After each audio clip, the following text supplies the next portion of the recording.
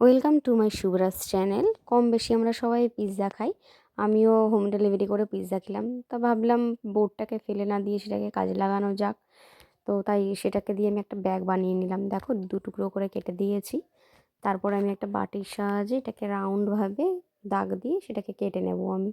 তোমরা যদি মনে করো যে না বাটি না দিয়ে অন্য কিছু দিয়ে তুমি রাউন্ড দিয়ে কেটে নেবে, তোমরা সেটাও করতে পারো। আমার বাটি বসিয়ে মাপটা ভালো লাগলো তাই আমি কেটে নিলাম। দেখো এই করে দুটো পিস বোর্ড দুদিকে কেটে নেব। দেখো রাউন্ড করে আমি দুটো কেটে নিয়েছি।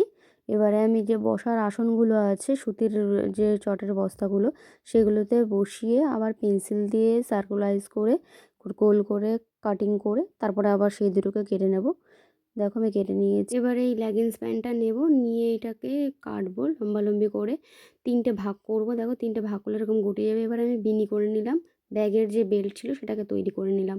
এবার লেগিংস প্যান্টটা পাতাবো আবার, তারপরে কোমর থেকে নিচের দিকটাতে বসিয়ে আমি কেটে নিয়ে এটার সাথে লাগিয়ে নেব। ওপরের পার্টটাকে আমি তৈরি করছি গোল রাউন্ড করে, আবার পেন্সিল দিয়ে কেটে সেটাকে আবার ওপরের পার্টের জন্য লাগিয়ে নেব।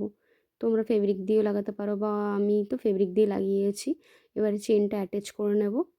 দেখো এইভাবে চেনটা কিন্তু অবশ্যই সেলাই করবে, না হলে খুলে যাবে। এবারে উপরে আমি মন মতন এঁকে নিয়েছি, তোমরা তোমাদের মন মতন এঁকে নিও। ফার্স্ট পেন্সিল দিয়ে এঁকে নিও, তারপরে ফেব্রিক দিয়ে এঁকে নিও। দেখো আমার ব্যাগটা কমপ্লিট হয়ে গেছে।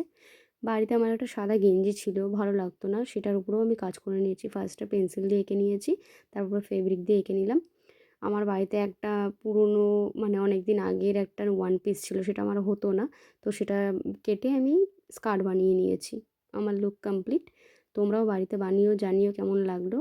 ভালো লাগলে লাইক কমেন্ট সাবস্ক্রাইব করে দিও। টাটা।